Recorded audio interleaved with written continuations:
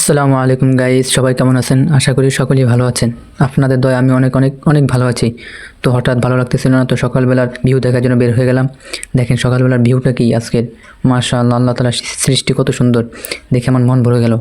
পুষ্করিণীটা দেখেন বাঁশ দিয়ে ভরা। তো শেখ হাসিনা উন্নয়ন দেখেন কত সুন্দর, শেখ হাসিনা আমাদেরকে উন্নয়ন করে দিয়ে গিয়েছে। তো চলার পথে প্রত্যেকদিন আমার সাথে মুরব্বিটার সাথে দেখা হয় মাঝে মধ্যে। তো মুরব্বিটা আমাকে জিজ্ঞেস করতে লাগলো, দেখি সে আমাকে ডাক দিল, কি অবস্থা, কেমন আছেন, সালাম দিল। তো মুরব্বিটা লোকটা অনেক ভালো মানুষ, সৎ পথে উপার্জন করে, চার দোকান করে, এখানে গরিব মানুষ। আমাকে সবসময় ভালো, আমার দাদা নাতির মতো দেখে। তো ওনার সাথে অনেক টাইম গল্প করলাম, কথা বললাম। কথা বলতে বলতে কখন যে সময় চলে গেছে আমি টেরও পাইনি। লোকটা সৎ পথে কাজ করে, আর যারা সৎ পথে কাজ করে তাদেরকে আমি অনেক পছন্দ করি। লোকটা আসলে অনেক ভালো, এখানকার চার দোকান। তারপর বের হয়ে গেলাম আমি নাস্তা করার জন্য। তো দেখেন আমাদের বাংলাদেশের সবচেয়ে বিখ্যাত কুখ্যাত রেস্টুরেন্ট আমি চলে যাবো এখন কিছুক্ষণের ভিতরেই। তো রেস্টুরেন্টে যাওয়ার জন্য আগে প্রথমে আমাকে পদ্মা সেতু পাড়ি দিতে হবে। তো আমি পদ্মা সেতুর উপরে আমার पाके রাখলাম, পদদ্বয়কে রাখলাম। পদদ্বয়কে রাখা होता है, रखने के बाद में रेस्टोरेंट में आता है। তো রেস্টুরেন্টে দেখেন রেস্টুরেন্টের কোয়ালিটি কি। রেস্টুরেন্টের কোয়ালিটি দেখার পরে আমার মাথা পুরাই নষ্ট। এই রেস্টুরেন্টে নাস্তা করার জন্য আমি সেই মাদ্রাসা থেকে চলে আসছি বহু দূরে। দেখি মুরব্বি বিড়ি খায়, তো আমি মুখে হাত দিয়ে রাখলাম। সাদার আমি বলছি বিড়ি খাইতে না, তারপরে বিড়ি খাইতেছে। তো দেখেন আমি নাস্তা করা শুরু করলাম, নাস্তা দিল আমাকে, তো খাইতে লাগলাম। তো দেখতেছি তুন্দুর রুটি যে দিল আমাকে, এটা শিখতেছি না, মনে হয় আর 5 বছরের আগের।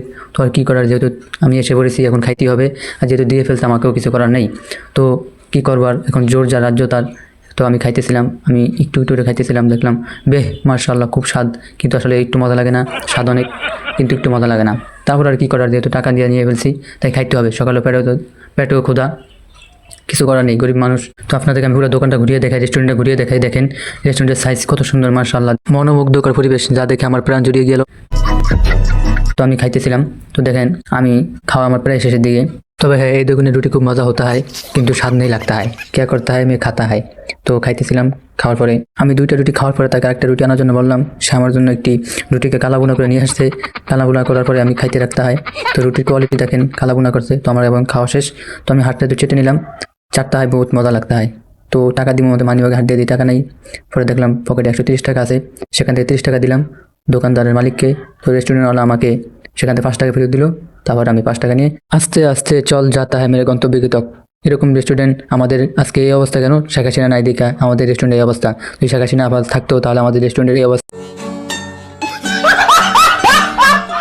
আসসালামু আলাইকুম গাইস, কেমন আছেন? আশা করি সকলেই ভালো আছেন। আপনাদের আমিও অনেক অনেক অনেক ভালো আছি।